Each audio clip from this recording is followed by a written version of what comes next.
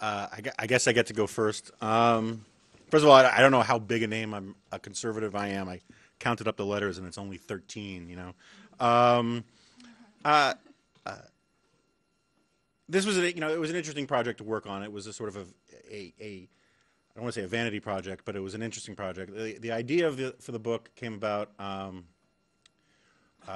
when I was talking with Adam Bello, who's my editor on liberal fascism and is with HarperCollins, which has published this book. And one of the things we sort of noticed, he was asking me for for recommendations for young writers, and just for the record, we defined young in the book largely as anyone younger than me.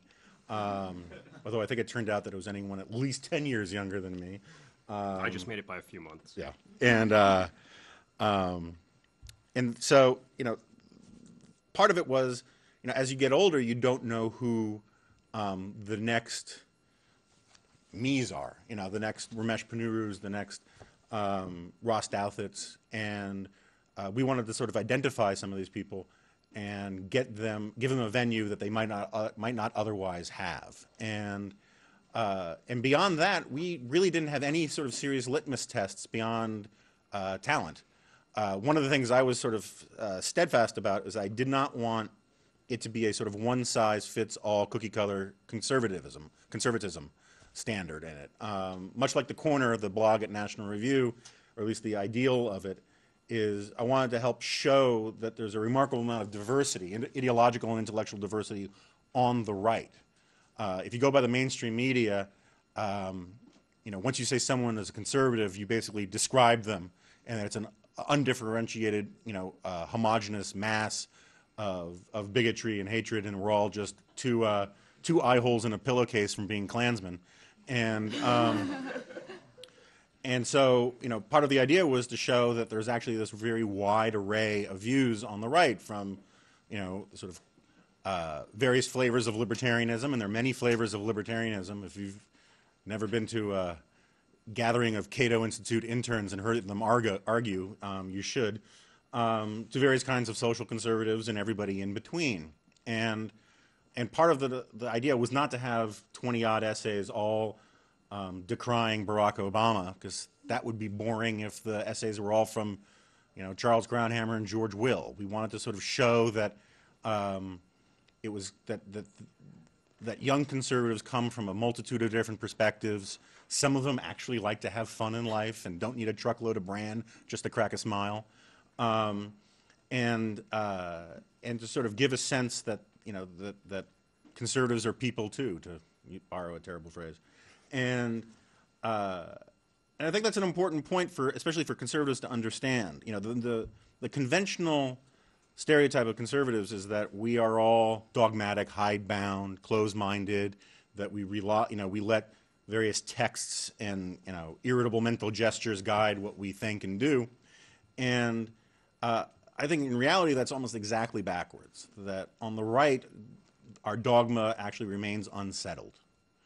Dogma comes from the Greek, and it essentially means that which seems good, that which you don't question, that which you take on faith. And the reality is that conservatism is, or the right, however you want to define it, is shot through with competing dogmas, competing dogmatic perspectives, competing principles. The central principle that has sort of defined the debates within National Review and mainstream conservatism since National Review was founded are the trade-offs between order and liberty, freedom and virtue. Where does the good of the polity intersect with the innate sovereign rights of the individual?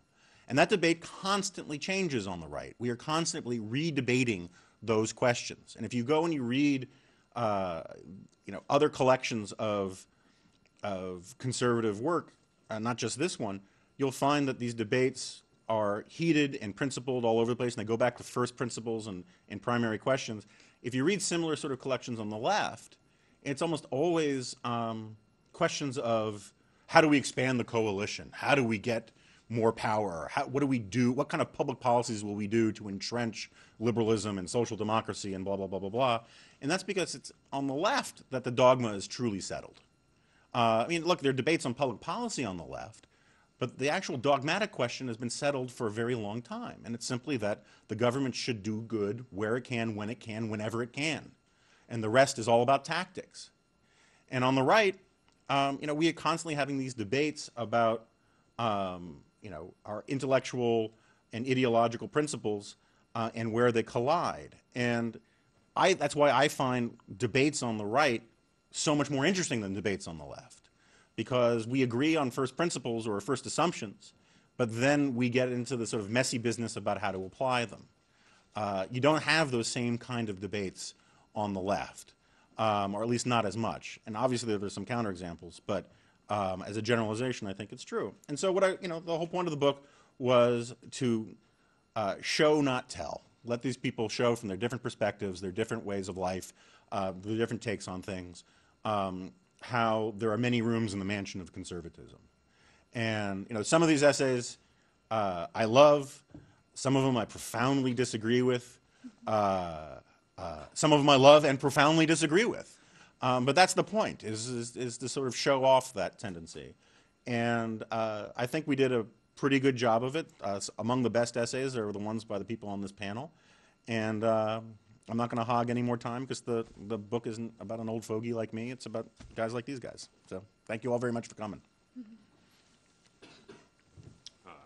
Should I go next? You should go next. All right. We are hierarchical. They do take orders. Okay. Well, I'm Todd Seavey, and my essay in the collection, which has the same title as my blogs, or my blog has the same slogan, is Conservatism for Punks. And I mean that somewhat literally, not just conservatism for badasses or something like that.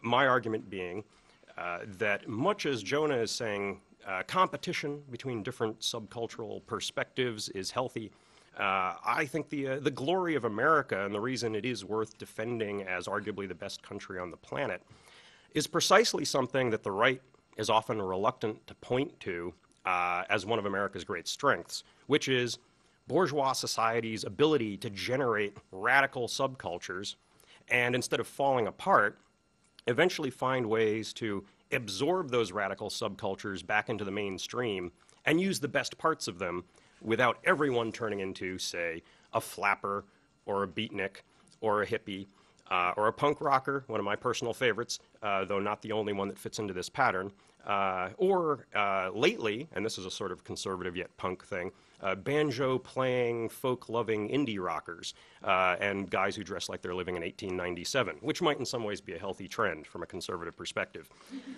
It was a good year. Yeah, well, it was.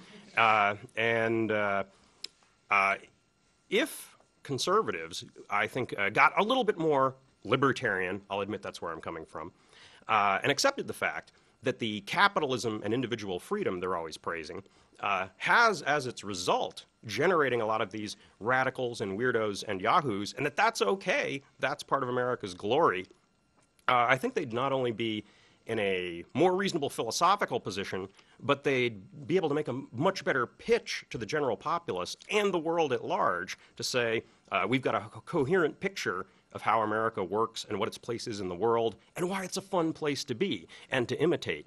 As I say at one point in the essay, if you're living somewhere else in the world and you feel oppressed, you've got a totalitarian government, but what you really feel like doing is going somewhere where you can start a punk band without being hassled by the authorities, you're probably not going to go to Riyadh or Tehran. You're going to go to America, and even the leftists around the world know that. Sometimes, if you're a left-winger used to living in America, especially a young one, you may be used to thinking of conservatives as the bad guys who make everything unfun and, if only I were in, I don't know, some truly hip place like Denmark, I'd probably feel more free. Meanwhile, the rest of the world knows this is where you want to immigrate to if you want to do crazy things, if you want to do radical things. I mean, if you think about it, what sort of country are conservatives supposedly trying to conserve? Is it a country where nothing has ever happened except church bake sales and maybe a couple of cowboys and a lot of frowny-faced 1950s moralists? No. I mean, it's a country that generated people like the Wright brothers and many cowboys, and all sorts of crazy gangsters and hipsters and inventors, and more Nobel Prizes than have been won by any other country in the world. And